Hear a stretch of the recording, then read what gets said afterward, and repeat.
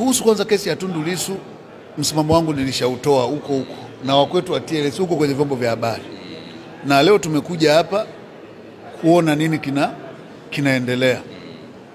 Uwezo ukaifananisha kesi ya Tundu Lissu na kesi zingine, kwa sababu zile kesi zingine zilikuwa na viashiria tofauti kabisa.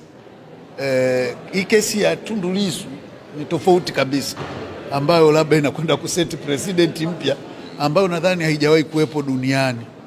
Haijawahi kuwepo duniani kwenye taaluma za sheria. Kwa hiyo ni tofauti sana. Wengi nasikia wanasema ni kesi ya tatu.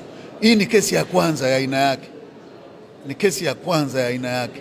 Zile zingine zilikuwa ni kesi za uhaini zenye vigezo vinavyoeleweka vya uhaini vya aina yake. Lakini ni tofauti sana. Kwa hiyo nadhani ni makosa kufikiri hii ni kesi ya tatu. Nadhani hii ni kesi ya kipekee, ndio maana wengi tunapenda tuone yani inakuwaje, yani inakwenda kuzalisha kitu kipi ambacho hakijawahi kuwepo toka kosa la uhaini liwepo duniani. Kwa hiyo ndio maana wengi tunavutika kuiona, tujifunze, kwa sababu sheria ni mchakato wa kujifunza. Kwa hiyo mimi nawaambia Watanzania, hii sio kesi ya tatu, ni kesi ya kipekee na ndio kesi ya kwanza ya aina hii ambayo inazalisha shtaka la uhaini.